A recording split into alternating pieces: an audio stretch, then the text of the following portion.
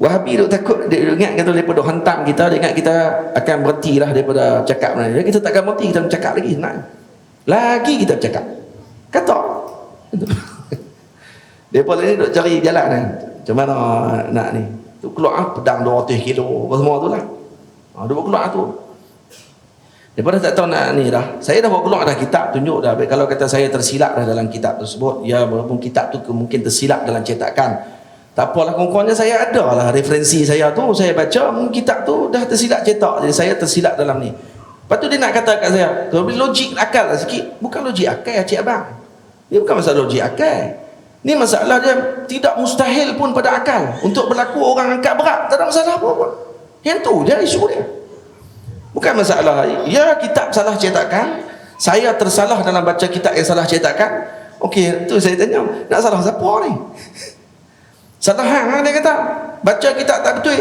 Logik akal lah. Takkan orang boleh angkat sampai 1000 kilo. Dah, bukan main akal tu. Tu adat. Dalam akal pun tak salah pun kalau angkat berat. Akal pun tak salah pun.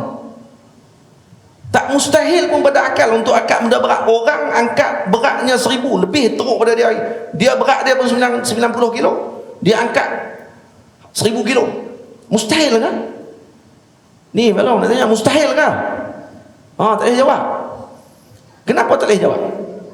Kerana tak boleh beza antara hukum akal dengan hukum adat. Tu masalah dia. Dah, masalah dia tu, benda tu tak betul. Tak apalah. Saya kata dah, saya katakan kalau kitab tu salah, okeylah. Saya tersalah lah dalam nakal tu. Tak apalah. Saya bukan bincang yang tu. Saya bincang tadi masalah dia, bila saya baca tu, tak kalau berlaku sungguhlah. Mustahilkah pada akal? Tak mustahil pada akal. Sebab tu jangan guna senang sangat. Ni tak logik lah pada akal. Semua tak logik pada akal. Tak logik pada akal. Apa maksud tak logik pada akal ni? Kita suruh bincang ni pada sudut istilah para ulama guna tu. Tu yang jadi masalah tu. Orang berjalan atas hayat, mustahil lah. Tak logik lah. Yang feri jalan atas hayat, dia boleh percaya pinat lah tu. Ya, tak apa yang bisa mahu dengan feri ni Ustaz? Lah, tu kata hang tak faham.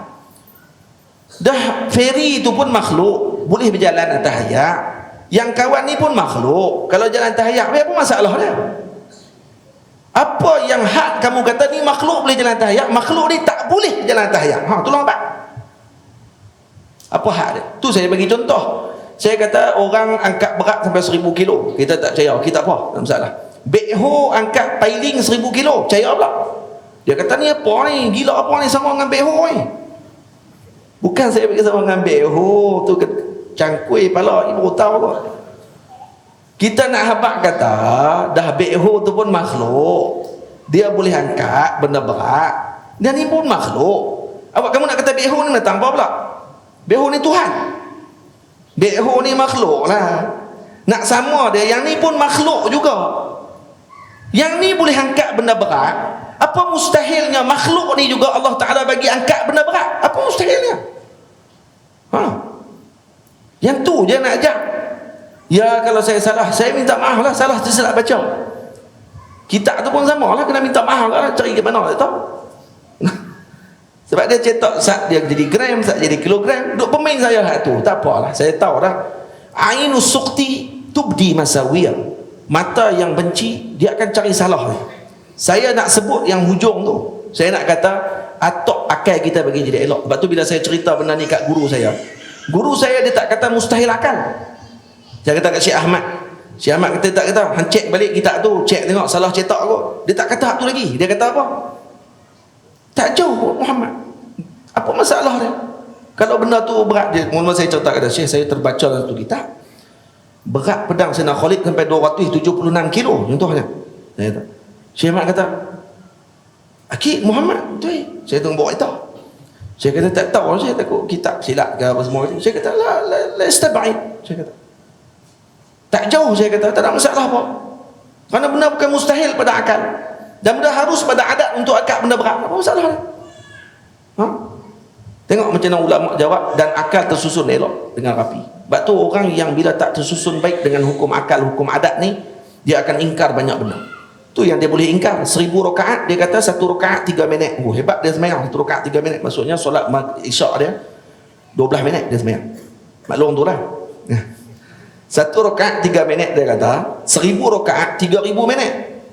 3000 minit sama dengan berapa jam? Bahagi dengan 60. Berapa adik? Kira sikit. 3000 bahagi 60. 50 jam. Betul? Aku nak kira. 50 jam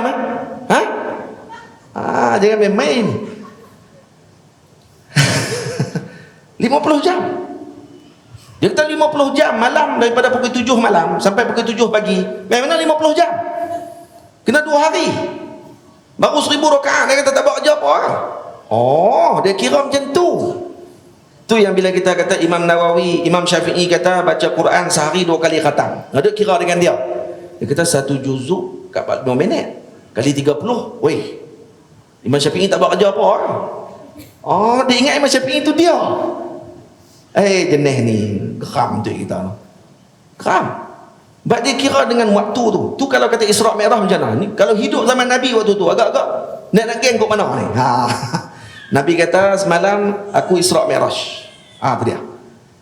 Pergi ke Masjidil Haram. Lepas tu naik ke langit, turun, naik, turun, naik, turun, naik, turun, naik, balik sebelum subuh. Semua Arab Mekah tahu. Nak pergi ke Mekah, nak pergi ke Masjidil Aqsa 2 minggu perjalanan. Kalau pergi balik maknanya lebih kurang sebulan. Zaman dulu, dan kalau tak ada kereta, tak ada apa semua. Berterbang lagi jauh lah. Tamam. Lepas tu Nabi buat main burak, Allah Ta'ala buat main burak. Burak, buat main burak. Tak buat main kapal terbang, kongkot. Kenapa kalau buat main tu lagi teruk Abu Jahal? Nak tahu apa pula tu? Buat main burak tu. Kongkot tak jauh daripada akal dia lagi. Nampak tak? Jadi bila mana bawa mai dengan apa ni, Abu Jahal dia kata apa? Tengok, dia kata, macam mana boleh pi? Boleh balik sebelum subuh. Sedang kami ni kalau nak pergi sana 2 minggu. Dia kata, tengok dia main dengan masa. Lebih kurang tak? Lebih kurang. Lebih kurang sebab dia duk kira dengan masa. Dia duk kira yang bawa masa tu siapa dia? Sebab tu Sayyidina Abu Bakar bila kata Sayyidina apa ni, bila depa pakat pergi jumpa Sayyidina Abu Bakar, bagi tahu kat dia, cuba tengok ni Muhammad kata apa pula. Sayyidina Abu Bakar kata apa, kalau lebih daripada tu pun aku percaya. Khabar daripada langit pun aku percaya turun. Yang berlaku tadi lebih daripada tu pun aku percaya. Kenapa? Karena Sayyidina Abu Bakar orang yang tersusun akalnya. Tahu kata ni benda yang tidak mustahil pada akal. Dan ni masih lagi dalam bab berkenaan dengan khariqul adah, mencari adat bukan mencari akal. Nampak tak Sayyidina Abu Bakar? Dan Abu Jahal kenapa jahil? Kerana dia tak boleh rabit, tak boleh ikat antara akal dia dengan adat. Dia dah rasa benda ni mustahil akal. Padahal benda tu hanya mustahil pada adat sahaja, tidak pada akal. Tu. Lepas tu para guru kita, Allah yarham, para guru, para ulama kita tanah Melayu ambil berat sungguh bab ni. Bukan tanah Melayu saja lah, ulama Arab lebih dahulu lah. Ulama-ulama tanah Melayu kita berdeskan apa semua kali pakai tulis kitab apa? Khas hukum akal, hukum adat ni awal perbahasan. Panjang pula tu. Sebab tu kita tak mengaji sam'iyat dulu. Ibu ayah semua. Kita sam'iyat tak mengaji dulu di depan. Kita mengaji hatta bab ketuhanan. Bab sifat Tuhan, bab apa semua sekali kan, bab sifat-sifat Rasul, mukjizat para Rasul dan seumpamanya. Sebelum masuk bab tu mengaji hukum akal, hukum adat dulu. Baru reti beza. Kalau tidak lagi dengar Nabi Isra' Mi'raj, dia kata ni mustahil lah. Tu ada seorang tulis lah. Dia kata tu saya duk fikir daripada dulu lagi ni. Macam mana boleh berlaku Isra' Mi'raj yang dia kata. Dan saya, tu dia yang kata tu. Ada umat yang macam tu. Dan kerana itulah betul Imam Malik kata, Imam Haramain kata apa? Siapa yang tak tahu perbahasan hukum akal, maka dia tidak berakal. Tu dia. Tak tahu bahasa hukum akal ni orang tak pakai orang ni. Jangan. Sama dengan orang gila ni. Tu jadi macam tu. Cakap macam orang gila. Faham ni boyah semua tu? Bukan saya nak suruh percaya angkat pedang 900 kilo tu. Yang kita kata, depa bila saya kata pedang 900 kilo, pedang 70 kilo tu, saya kata ada kitab dalam rumah saya. Depa pakat maki saya semua. Depa kata tu sikit-sikit kitab dalam rumah. Padahal kitab tak ada apa, penipu tu. Penipu pula. Dah berapa bulan dah. Tu depa cari balik tu video tu. Saya pun buat keluar kitab. Memang duk dalam rumah pun. Orang nak tipu buat apa? Saya buat keluar tunjuk kitab. Tunjuk kitab dia kata pula, Asal ada kitab pada orang ni. Oh, kok tu pula dah. Asal ada kitab dia buat baru pula AA. Yang dia ni geng AADK ni. Asal ada dalam kitab. Oh, ada geng baru pula.